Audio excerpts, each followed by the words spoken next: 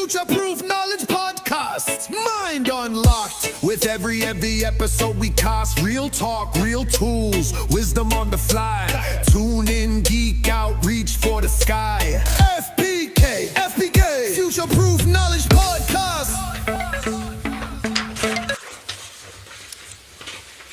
Future-proof knowledge podcast, episode 22. We are live. Myself and the amazing Olive Hickmott are sitting down, and today, Olive, we are going to be chatting a little bit about ADHD. We may get Jay Sean jumping in a little bit, but the man is a very busy man, way busier than me and Olive anyway, and working twice as hard as we are. So we said we'll put our feet up and we'll take the reins of this. But yeah, Olive, so I suppose we did recently touch on some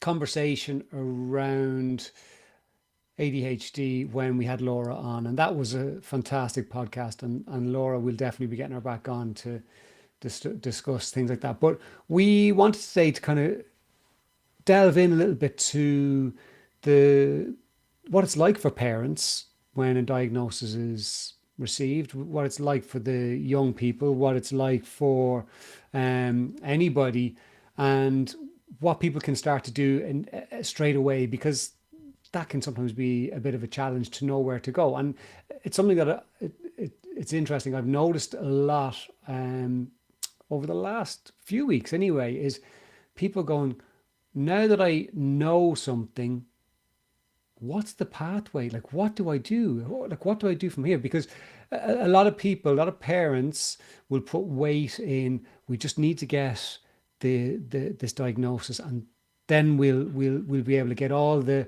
supports, and we'll be able to get everything in place for our child. And then they get the diagnosis, and it's like, okay, where do we go now? What do we believe? Where do we start? But I suppose, Oliver, do you want to just explain very briefly what ADHD stands for, what it is, and what might be some of the traits that a person might experience? Because it's very different for a lot of different people. It certainly is. It's ADHD actually stands for Attention Deficit Hyperactivity Disorder, and there is 3 words in there that might not be true. Because and it changes through life, and that's the one thing to understand.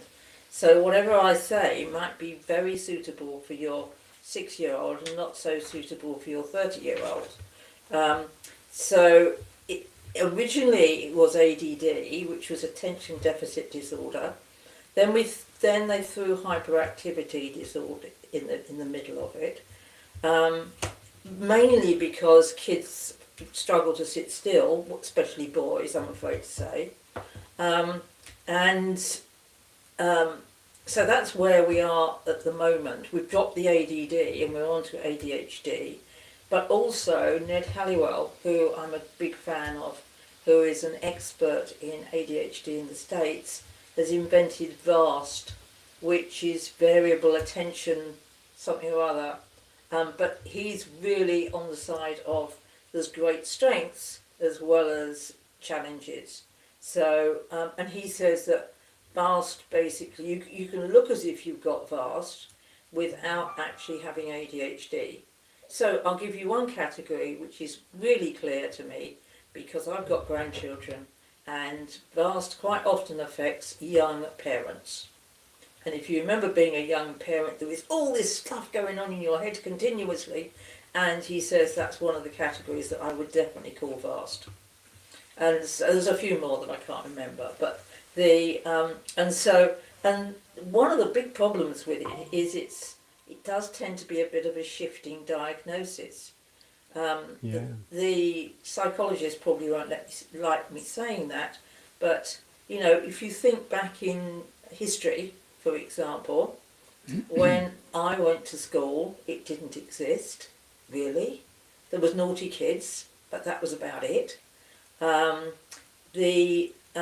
When my kids went to school, maybe, my kids are 40 now, So maybe it was starting to appear, but that's only 40 years ago. And so what's happening now is we're getting more and more information about the brain, and it's drifting around, in my opinion, all over the place. I mean, dyslexia is having its problems as well, but ADHD is having more problems. One of the things that I'll say in response to what you said just now was the teachers know less than the parents do, I'm afraid to say, because the teachers, it's not in teacher training, to my knowledge. We've been pioneering getting some of the visual stuff for dyslexia into teacher training, but I think from memory it's like about an afternoon's worth on SEND, something like that. So if parents are open to exploring this for themselves, they're going to find out much more stuff than the teachers actually know. I think it's about being also about supporting teachers to understand about your child, because a teacher. So I was presenting to some teachers yesterday, and one of them was extremely knowledgeable. Now, they're all special education teachers, but she was extremely knowledgeable and knew loads and loads.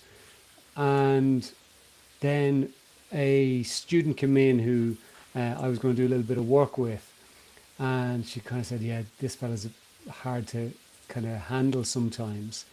And like, it's that kind of thing. So we can have all the knowledge in the world, but when we're presented with a child who's dysregulated, we don't know necessarily what the answers are for that particular child in that moment. And we can try and implement something, but it doesn't mean it's going to actually work.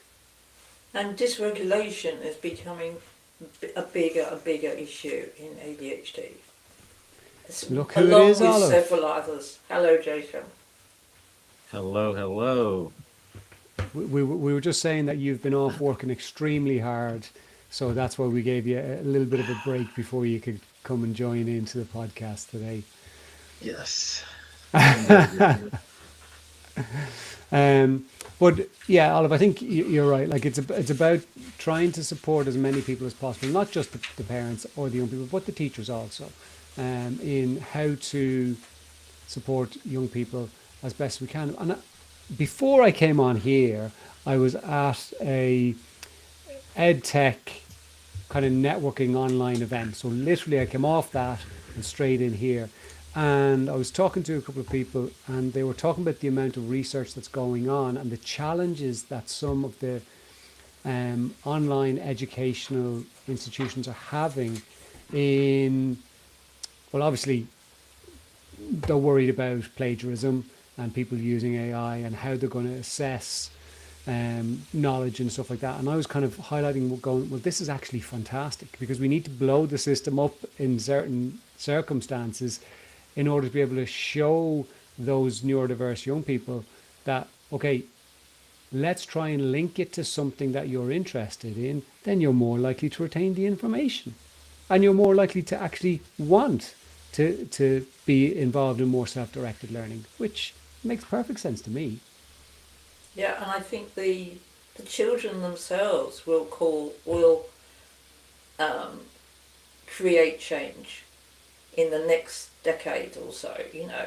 And one of the things I just remembered to say is that we've got several of my practitioners who are teaching grandparents now about ADHD, and that's really, really valuable, because grandparents quite often know absolutely nothing, and they think their children are doing a bad job of parenting, so that causes friction with the kids, and it makes it worse for the grandchildren who are struggling, you know, and so getting sympathetic grandparents who actually have an idea of what's happening, rather than just saying that's just a naughty kid and my kids are not very good at controlling them, you know, pull yourself together type stuff.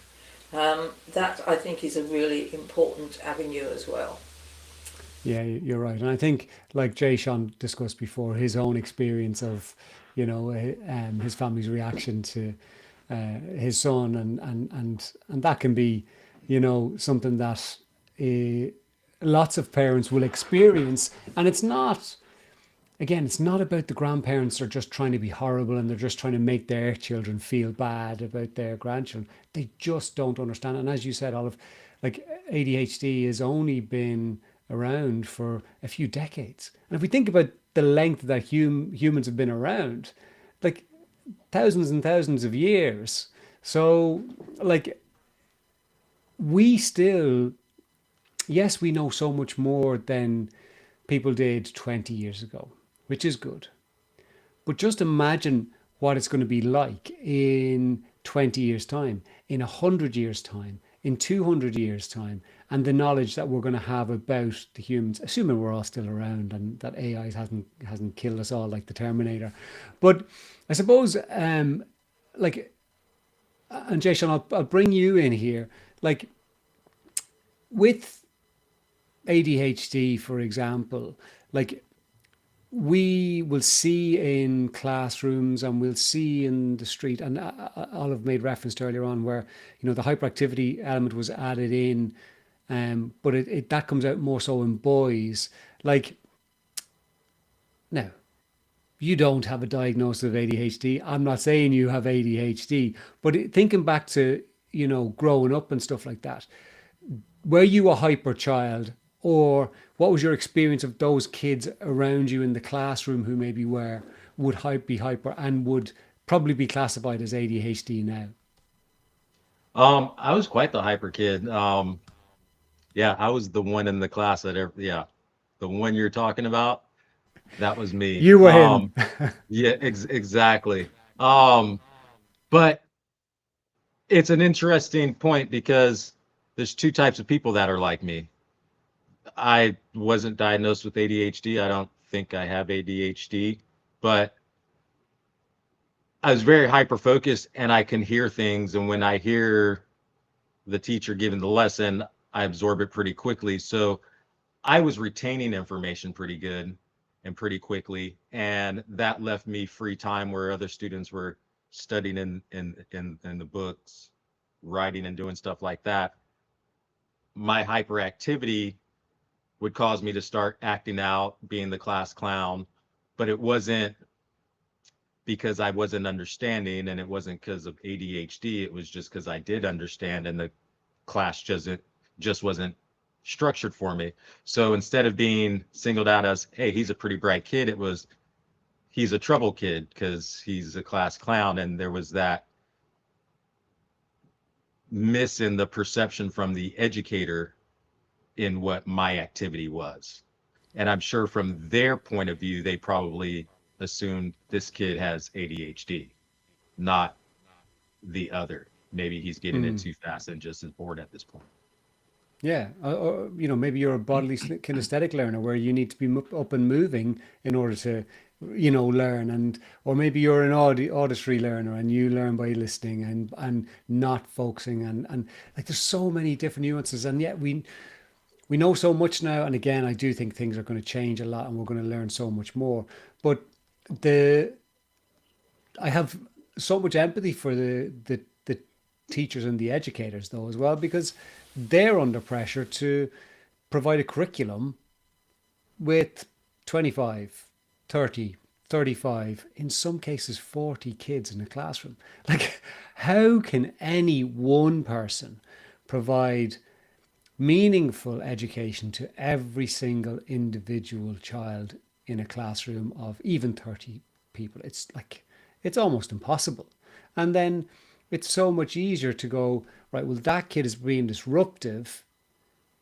Just get out, because I've got 29 other kids here. I got to educate and learn. So and again, it's funny how these conversations I've been having recently are popping up now into my head as we're having this conversation. I was talking to somebody who reckoned every teacher should be trained as a youth worker. And I kind of went, I can see the fit of that, because youth workers are trained to work beyond the behavior and try and you know, and I'm not saying the teachers aren't, but the teachers have the curriculum. But if you can kind of meld the content in a way that is interactive, informative, engaging, fun, where kids are getting up and doing, then you reduce the chances of the troublesome kid, unless it's a kid who's learned that this is the way I get attention and that's the way I'm going to do it. Because I was used to those type of young people in when I was working with kids who would get in trouble. And so I would have young people that I have phenomenal relationships, like absolutely brilliant relationships with, that would go along with the rules when they're working with me on a one-to-one basis all the time. You plunk them in with 4 other kids, and it was like, I need to be the center of attention and I need to mess this situation up as much as I can so that I can just get this out, this energy that's coming through my body, get it out.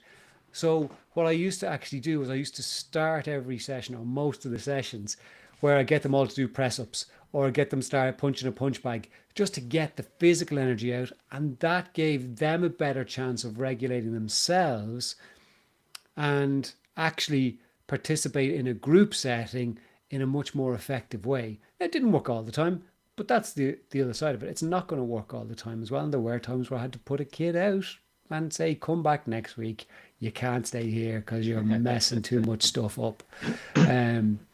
But like Olive, going back to the parents for a second, like what advice would you give to a parent who maybe has just discovered that their child has got a diagnosis of ADHD, and what should they do next? I think one of the really big problems is that a diagnosis of ADHD comes in a long report. It was the function of a very long assessment. There is loads and loads of stuff in there to digest. And basically, the bottom line, as far as I understand, but as I say, this is a movable feast at the moment. As far as I understand it, is medication or not medication. And that is just so unfair, I think, because there is so much that you can learn about ADHD, which medication is fine in its place, but it isn't the only thing you can do. And so I think learning about it, I do weekly seminars at 2 recovery colleges in the UK, which are, I just mentioned them, every county has recovery colleges at the moment funded by the NHS. And I talk about all sorts of neurodiverse things in 2 recovery colleges every week. And sorry, Olive, can you just describe or explain to people who maybe don't know what a recovery college is, what it actually is? It's a very useful source of information about all sorts of things. They run free webinars or in-person events every day of the week, multiple things, and I happen to do the ones on neurodiversity. It's the world's best kept secret, as far as I'm concerned. It's so valuable to those people who come to some of my classes that you can tell they have been given a diagnosis for their child, and it's like, what do we do now? They haven't got a clue, and they come on one of the ADHD or dyslexia sessions online, because I run them online. Some of them are in person, and they go, oh, okay, we understand more now, and there's some things here we can do, and so they are really, really valuable. Sorry, I went off as a slight tangent there. Well, tell us some of the things that you teach in that class, without giving away the content, for free. But what advice would you give to those parents? I mean, if we're talking about ADHD, I would say the first thing I say, and I said it to somebody on the phone today who just phoned me up, and I said, you could consider there is nothing wrong with your child. It's the environment in which they're operating just doesn't work terribly well for them in whatever aspect. And that's a bit of a shocker to most people, because you get children who are fine. I mean, the child that somebody's phoned me up about today was the child has been pretty good in primary school, but in the last year of primary school is causing a lot of problems in school, but he's totally fine at home. You know, you've got to start saying there's something going on in the environment that's really upsetting that kid, and you have to find out what it is. And so I can give you a few pointers as to where you start. Another thing is, people with an ADHD diagnosis are invariably really stressed. So what can you do to help them reduce their stress?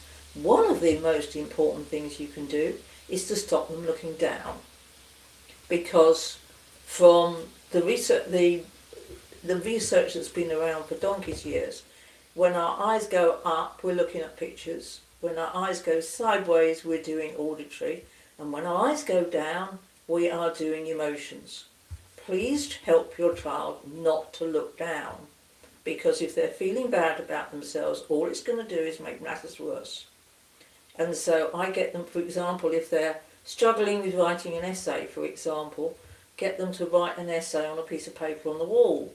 Don't let them look down. If they're struggling to read, get them to hold the book up so that they're not looking down all the time. And teachers don't know this, by the way. I mean, the amount of teachers I've taught that to, and they go, "Oh, I'll do that. I didn't know you were meant to be." That was an effect. And so there's a couple of things you can do totally for free, and just start observing what happens, and start also observing your child's eyes, because invariably when they're talking about something like what happened at school today, they are looking up. They're in their pictures. People with ADHD, in my experience, have got superb mental imagery, so they can visualize things that happened in school today when they're trying to tell you about it. So they've got great pictures, maybe out of control, they may have too many, but it's a really great strength of theirs. And you've got to start looking for what they're good at. That's the next thing. Yeah, and we'll delve into that now in a sec. But it is interesting that you talk about the looking down, and so when I was presenting to those teachers yesterday, they got a child who has a diagnosis of ADHD, and I did the whole empowering learning process with him. He was brilliant. He was spelling words left, right, and center, and they were like, "Oh my God!" But one of the most important things was the teachers, when he had left, went, "I have never seen him sit so still for so long." And they were like, "He literally can't sit still at all, ever." But yet we got him grounded, got him using his visual memory. And you could, like, his legs were moving at times. And then when he was starting to move into spelling, he totally stopped. Everything stopped. And he was just spelling the words that he was seeing in his visual field. And it was so powerful for them. And it's the one thing I would always say about the Empowering Learning program. It is so effective that you won't believe it until you see it. And that's the power of it. So that's why I'm going around all these schools now at the moment, looking to get them seeing it and saying, you bring the child, you pick the child. And that was a whole conversation that the teachers were having before they went and got him, because they had earmarked this kid as the kid for me to work with. And then one of them was going, "I don't know, this might be, he might not be the right type of kid." I said, "It doesn't matter. You bring I am so confident in this process. You bring any child and sit them in front of me, and I will get them spelling words that they never thought they could spell." And he did it. And that's not saying how great I am. It's saying how great this technique that you developed is. So it's kudos to you, Olive, on that respect. But sorry, hold on. Well, What were you saying there, Olive? You've been talking about literacy. Can I just say, we have seen the most incredible overlap between poor literacy and ADHD. If you look online, you will see any figures from 40% to 70% overlap. And I would say I'm up at the 70%. So if somebody comes to me with ADHD, the first thing I do is, can they spell and read? And they go, well, that's not why I'm here. And I go, well, let's just check that first, because it generates so much stress, then it's worth doing that first before you do anything else. Yeah, that's it. And Sorry. no, you're right. You're right, and you're right to highlight like the stress that it's causing. And like if we were to picture ourselves going into class every single day and knowing that we struggle with reading or spelling or mathematics or whatever, could be interpersonal skills, it could be social issues that we have, but that's going to cause us stress because we have to go. Whereas if we were in a job that we were feeling that way about, we could quit. And we, because we're adults, but you have to go to school as a kid. And I think that's so challenging.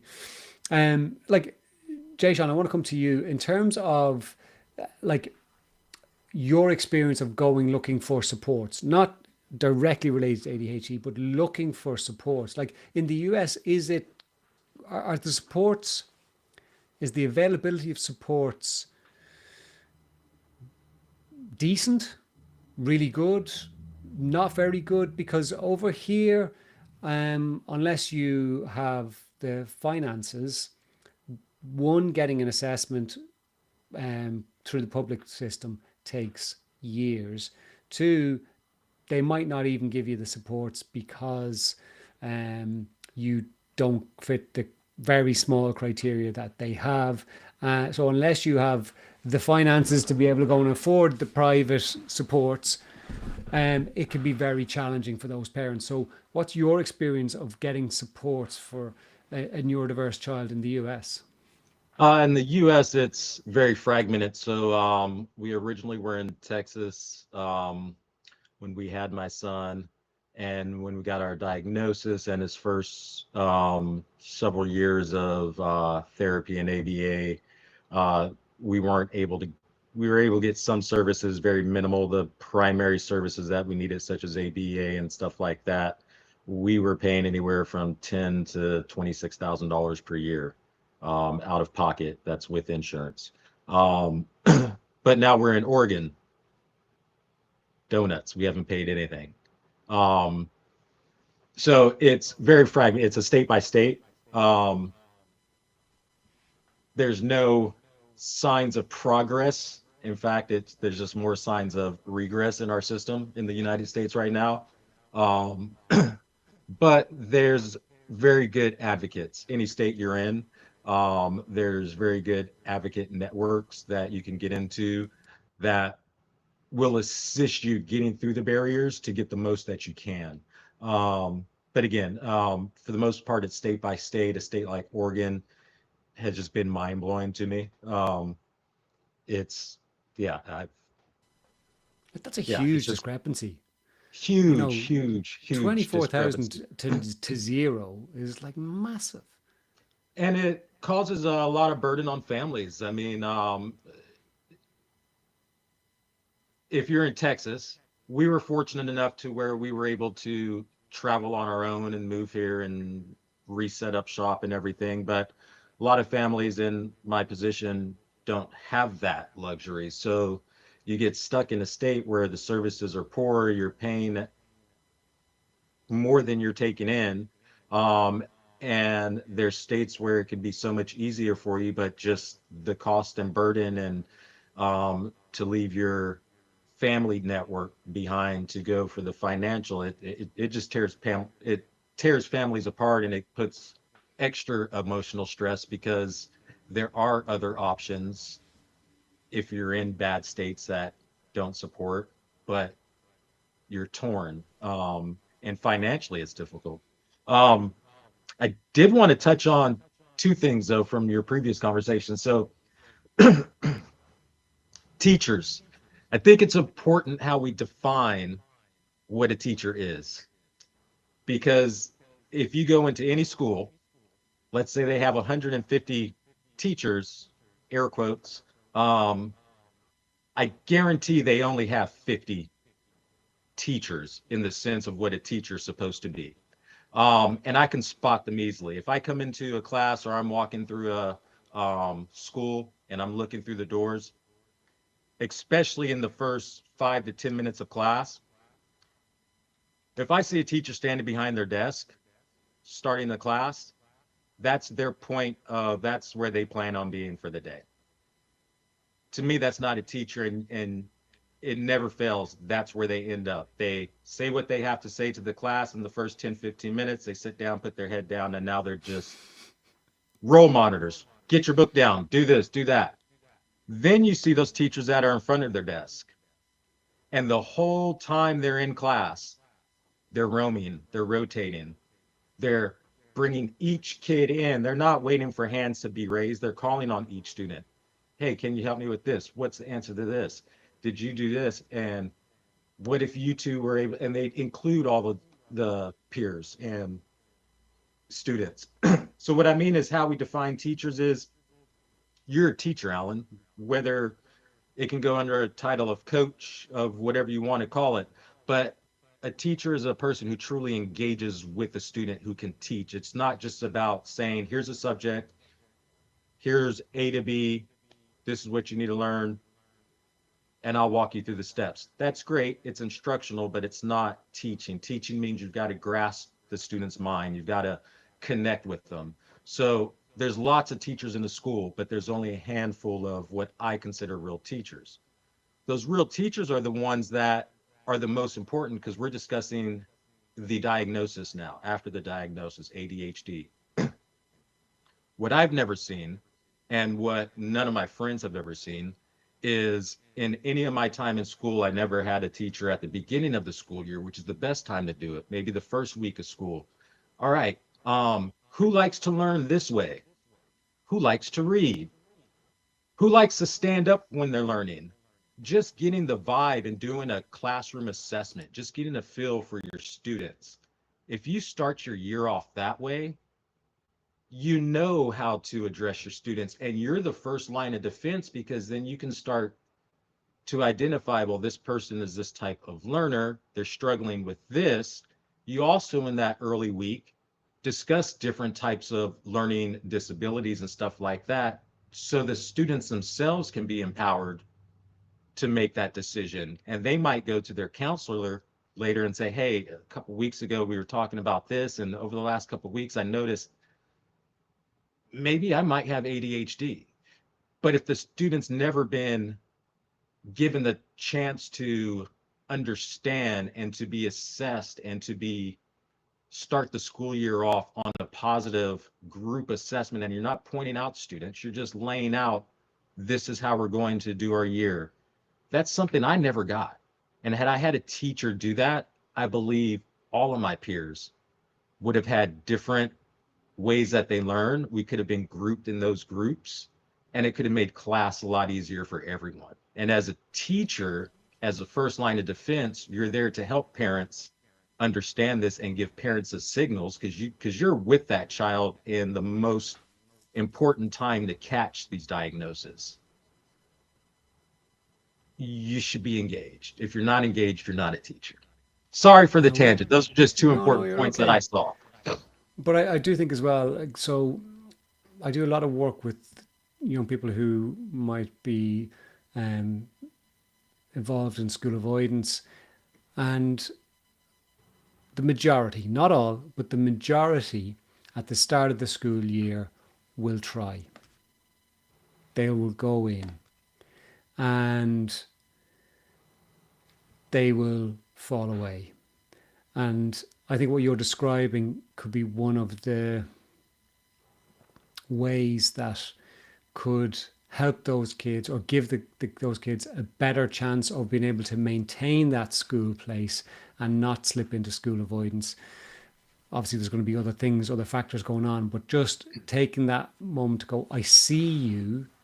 I'm not pointing you out in the classroom because that's the last thing you want, but I see you. So let's all of us look and find the different ways that we learn, and how can we make this learning journey a little bit better for you.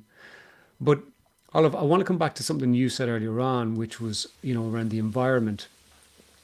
And we were talking about how the child might be struggling with the school environment.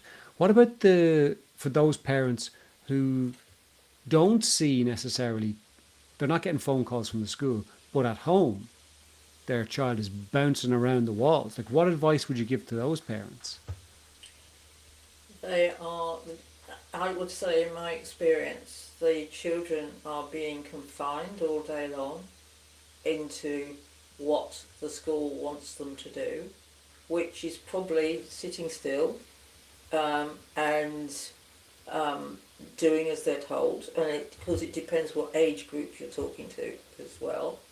But if you're masking all day long is the technical term for it, so that you're appearing to be compliant with what the teacher wants, and you can be seen as a really effective child in school, and you come home and this is the place you can relax, so you're bouncing around off the walls. I think it's as clear as that to me, and we know so many instances of that, and some kids do it one way and some kids do it another. So you've got the child who masters in school and comes home and explodes. You've got the child who is perfect at home and is all over the place at school, or any combination thereof, really. The other thing that I'd like to just throw in at this point is that these kids are extremely talented. I spend my life talking about the strengths that these children have and how do you find them, because if they're bouncing around off the walls it's quite difficult to find them unless they're going to be a high jumper, and so but their strengths are just extraordinary, and there is lots of things that we don't even think about in terms of their strengths. For example, their intuition about what's going on in the classroom. They're quite often really open to picking up what's going on in the classroom. Their intuition can be extraordinary. They can be very susceptible to whether somebody else is upset in the classroom. Then they can pick up the upset energy, if you like to call it that, and then they're behaving badly because they're feeling really weird because they've just picked up somebody else's energy. I remember a little boy who said to me, he'd had a really terrible day at school one day, and I said, "Did you tell your mum?" And he said, "Oh goodness, no, because that makes two of us upset. Because every time I'm upset, she gets upset, and then she has difficulty in regulating herself, and then I get even more upset, blah, blah, blah, blah." And so but these skills that these kids have got are extraordinary. And I think as parents, two things. One is notice what they're good at. Secondly, remind them what they're good at.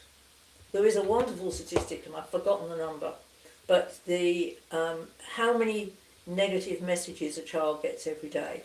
And if you're on the ADHD spectrum, it's hundreds, I can't remember the number, in comparison to almost no positives.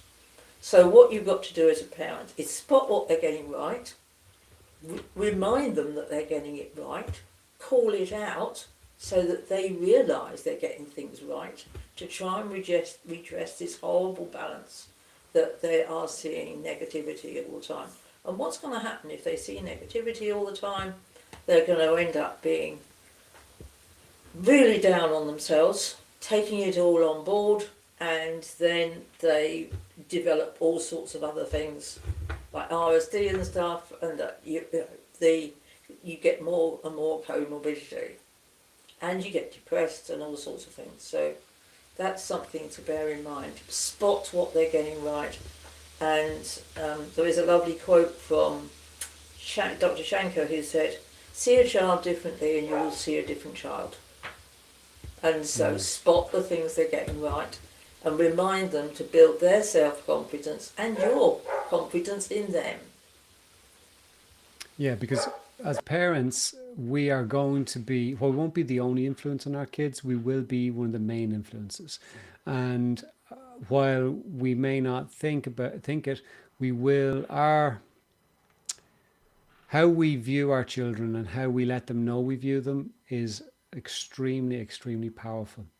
One of the other things I would, just to build on what you're saying there, Olive, and I would say, and it links back to the youth work I used to do, is to find a way for your child to decompress after school. Because, like Olive said, they've been masking, but it's going to be different for different people. So some kids might need to just run around outside in the sun, rain, snow, whatever, and burn off that energy. Some might need a punching bag. Some might need to sit down and draw. Some might need to sit and watch the TV. Some might need to play a game. Some might need to stand on their head. But it's about working with your child to find what are the things that they need to help them decompress as best as possible before we turn around and say, you've got homework to do. And that just sets them off again. But it's about finding what is going to work. And I do think, like, even outside of neurodiversity, as parents, what we should be doing is pointing out the things that our children are good at, and not saying that those things define them as a person, because they all have intrinsic value and worth. But by noticing the things that they do well, or noticing the things that they do, thank you for putting the lid down on the toilet. Thank you for putting your cup into the dishwasher. Thank you for emptying the dishwasher. Thank you for cleaning the house from top to bottom. Whatever it might be, noticing things without it being over the top praise. So it's not saying you're the most amazing human to ever walk the planet because you put a cup into the dishwasher. Because they'll know that that is insincere or untrue, basically. But it is about starting to recognize those things and allowing them to decompress as best as they can. Olive, go on. There is an art to giving praise. You don't say you're a wonderful kid, because that'll go straight over their heads. You say, thank you for doing something, and they can't disagree with it. Yeah, and it's the same like when we, highlight things that they maybe are doing, behaviors they're doing that we don't want them to do. It's not saying you're a bold child. It's that thing that you've just done is not okay, rather than it's not the person that is wrong, it is the action that is wrong. And it's about separating those things out. Jason, you're smiling away there. What's your take on what we've been discussing? Popsicles. Popsicles. What are popsicles to you? Because we don't have popsicles over here. No popsicles? Just frozen on a stick, flavored water. So a nice lolly. Yeah, okay. Yeah. That's our lifesaver around here. Keep a freezer full of popsicles, and he comes home from school. He will walk past everybody, everything, go straight to the freezer, grab 2 popsicles, rinse off the freezer frost, and then sit down and eat popsicles. And that's fantastic. Gets him, because he's pretty good at school. At least from what they tell me, he's gotten much better this year. Less meltdowns and everything. So his decompression is definitely, when he gets off the bus, he's ready. He's chill for about 2 popsicles, and then clothes come off, shorts go on, which is difficult to keep him with shorts on too. Shorts go on, and then bouncing off the walls. And what do you attribute, Jay Sean, that improvement to? Like, is there anything that you think has influenced that improvement in his schooling this year? I think with it being the second year that we've had our ABA therapist shadowing him in school and in class, and the school allowing them to be more engaged, and the teachers and everybody just actually working together. When it started, it was kind of more of a shadow. Now they're still shadowing, but they're all working together within his lessons and transitions and things like that. So I think that collaborative team effort, whereas before, when we didn't have our own ABA therapist going there, it was just the teacher and their staff, their assistant staff, which my son is a handful, and they've got 7 other kids in his class they've got to work with two, so I think just having that added ABA therapist from us in there really helped a lot. That's great. Do you think you guys have changed anything yourselves? Um, Or has things like, have you learned new ways to support him or anything like that over the last couple of years? Or has that just been pretty standard the whole way along? yeah, that's been pretty standard. Our support and like everything we do for him up until the time he gets on his bus and the time he gets off his bus until the next time he gets on, it's all pretty regular. Um, so I'd have to attribute that to the school and to the staff there and them actually Round of getting their applause hand. for the school. Yeah, yeah, absolutely, absolutely. Um, Olive, I want to bring you back.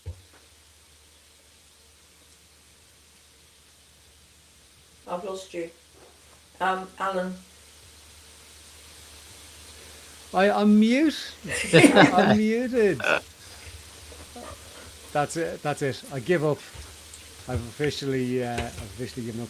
Olive, what I was asking was, like, so we can all get diagnosis at different stages in life. Some people get diagnosed very early, some in mid-childhood, some in teenage years, and then some much later in life. And there's definitely much more, in my experience, a lot more older people, as in people 20, 30 plus, are getting their diagnosis because they always knew there was something and they want to get the confirmation.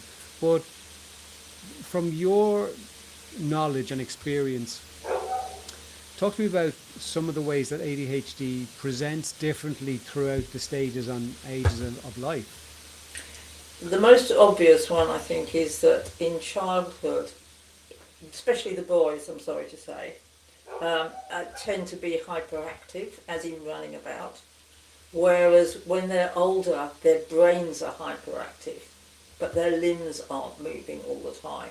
And that is one of the most obvious ones. And so that can lead to extraordinary confusion in your brain, because your brain is just completely overwhelmed here. And that's why it would be really useful to pick up on some of those ADHD traits when they're younger, so that they don't migrate into overwhelming your brain when you're older. And there is also something else I want to add into that, is that all the traits of ADHD tend to be this really flip-flop thing. On one side, there's useful traits, and on the other side is the same trait that is probably pretty problematic. And in Ned Halliwell's book, there is 2 pages, which I think adds up to about 30 traits. And I'd like to just read a couple to give people an example. One of the useful ones is a dreamer par excellence, visionary, lives on the wings of imagination, flight and fancy. The problematic side of that is sometimes bored by reality. He or she ignores it and gets into trouble for having done so. So you get these completely 2 sides of the coin. And I'll give you one more. Naturally curious. I find they're incredibly curious. Always wanting to know more. Who, what, where, why and how. Never satisfied until they get an answer. So that's the useful side. The other side of creativity or curiosity is easily distracted by novelty or a puzzle or conundrum, an unsolved puzzle they will go at for hours, or beguiling opportunity, however irrelevant it may be. Or as some parents will say, a pain in the ass. And so you get typically these 2 sides of 30 topics. So, if you go through the list that he's published, I mean, I'm sure there's more, but if you go through that list, you will find, oh, that's what he's doing. And you will see the positives and the challenges. And I think, I suppose what we're trying to do is present the different elements, both positive and challenging for parents, because like I could imagine if I had a son and he had ADHD, like I would absolutely be able to see and appreciate the things he's good at and his strengths. But I would, if I had any hair, I would absolutely probably be pulling it out at the flop side of those things, which is really, really difficult. And what that all does is it increases the stresses in the household, which your child's going to pick up on, which will increase his stress level. So, you know, and it's not about pointing the finger at parents going, don't get stressed. I've yet to meet anybody who got told, will you relax? Turn around and go, oh, thank you so much. All I needed was for you to tell me to relax, and now I'm totally calm. Most people, when they get told to relax, are like, you've just made me a million times worse. So this is not about pointing the finger at those parents, but it's about trying to recognize that you are doing the best that you can. And if you can control your emotions as best as possible and keep yourself grounded, literally grounded, you're giving yourself and your child the best chance possible of everybody staying grounded, allowing the house to be a little bit more stress-free. We won't say totally stress-free, but a little bit more stress-free. And that might take you working with a psychotherapist. It might take you working with a coach. It might take you going and meeting your friends every day for a coffee and having a good old bitching session. It might take you going to the gym every day. For some people, it'll be having a pint every single day or a glass of wine. That might be the thing. Maybe not the healthiest thing for you yourself, but it might be your thing. But it is about trying to find those ways that are healthy to try and help you regulate yourself so that you can be as present as possible for your child, because they need you to try and teach them about the world and how to manage in the world. And yes, they're different to you. Yes, they're not the same. So you may not have ADHD, but you might have a child who's got ADHD, but you're their best chance of navigating growing up in this world. Because if you're engaged as a parent, then you actually want to try and help them. So you're going to look for different solutions. You're not going to be listening to us rattling on today if you are not engaged and you don't care. So that actually shows that you're doing the best job that you can as a parent. But start to just maybe keep a little reward chart, or not reward chart, but a scrapbook of all the things that your child does well. It doesn't have to be massive. It might just be a picture that they've drawn that you really appreciate. It might be when you've noticed them doing something nice for a neighbor or their grandmother. And keeping those things together, while they might you might hand it them at 20 and they might look at you as if you got 10 heads and go, are you mental? Did you just keep all this stuff for me? But in those moments when they might be feeling unsure of themselves or a little bit insecure, they might pull that out and actually have a flip through, and it might just be the thing that helps them settle within themselves.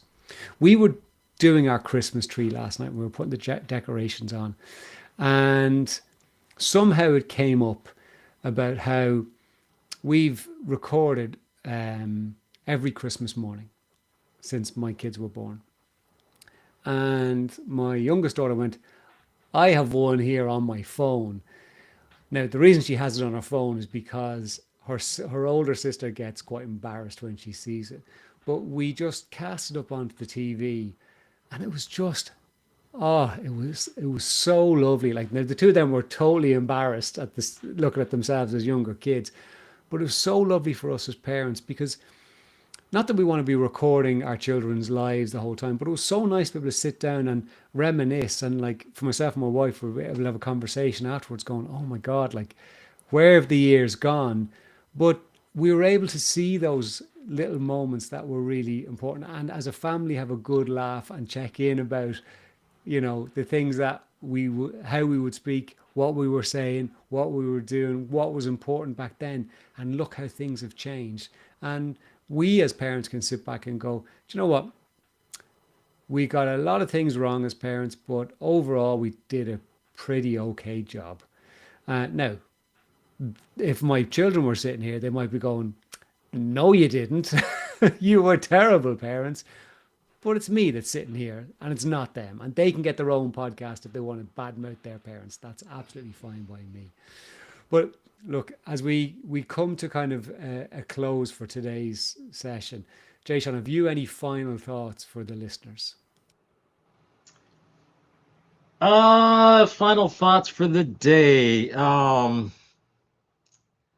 No, I'm pretty blank on it today. I would just say, parents, there are lots of very good support networks out there. If you can't find it from us, at least do some research, find somebody to talk to, and they can help you on the assessment path. They can help you after diagnosis. They can help you pre-diagnosis. It's not something you have to do all by yourself, regardless of what you may think by who's currently around you. That's brilliant advice. And Olive, have you any final thoughts for the listeners? I think I don't know. I'll just throw this one in. You are the experts on your children and what helps your children. And I'm sorry, but at the moment, is this whatever it is, changes so much with every waking year. You're going to have to help the teachers to be able to help your children. Now, some teachers might not be very open to that, but if you're in a parent consultation and they are complaining, then you can about your child. You can say, "Have you tried this?" You don't have to make it a big issue, and we found it's really useful.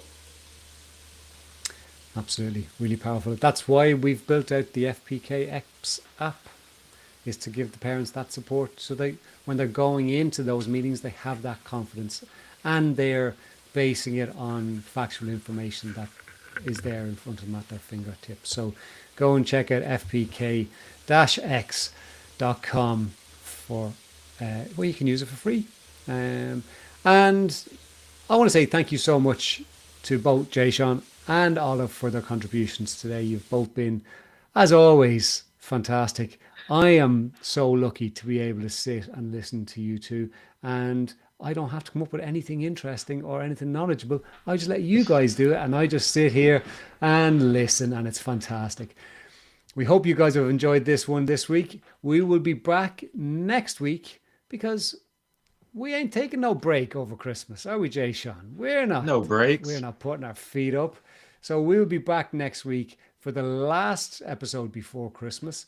And until then, take it easy on yourselves, and we will chat to you next week.